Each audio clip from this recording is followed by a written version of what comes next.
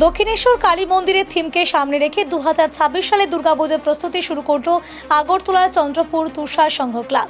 সোমবার নিয়ম নীতি মেনে খুঁটি পুজোর মধ্য দিয়ে এবারে দুর্গোৎসবের আনুষ্ঠানিক সূচনা হয়। এবারে পুজোকে ঘিরে ক্লাবের পক্ষ থেকে নেওয়া হয়েছে বিশেষ উদ্যোগ।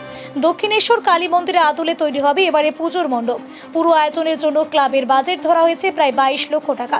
খুঁটি পুজোর অনুষ্ঠানে উপস্থিত ছিলেন তুষার সংঘ ক্লাবের কনভেনার বিশ্বজিৎ রায় এবং ক্লাব সম্পাদক কৃষ্ণ সাহা সহ অন্যান্য সদস্যরা। ক্লাব কর্তৃপক্ষের আশা, দক্ষিণেশ্বর কালী মন্দিরের থিমে এবারে পুজো দর্শনার্থীদের নজর কাড়বে। খুঁটি পুজোর মধ্য দিয়ে শুরু হওয়া এই প্রস্তুতি আগামী দিনে আরও জোরদার করা হবে বলে জানিয়েছেন ক্লাবের কর্মকর্তা। আমরা এবার মা দক্ষিণেশ্বরী মন্দিরটা করতে চাইছি। যিনি করবেন ওনার বাড়ি নবদ্বীপ, ওনার নাম সঞ্জিত দেবনাথ।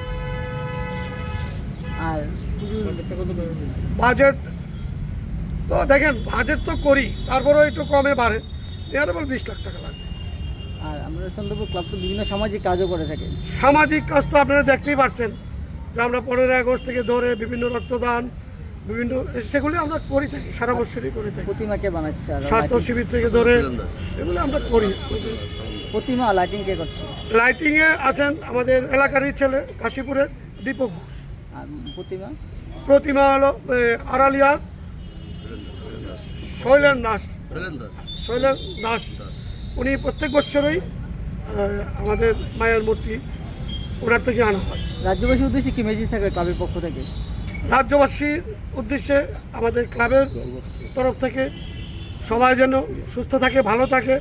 এবার পুজো যাতে সবাই শান্তি সুশৃঙ্খলভাবে সুন্দরভাবে কাটা। উদ্বোধনকে করবে এটা এখনও আমরা নাম ঠিক করিনি।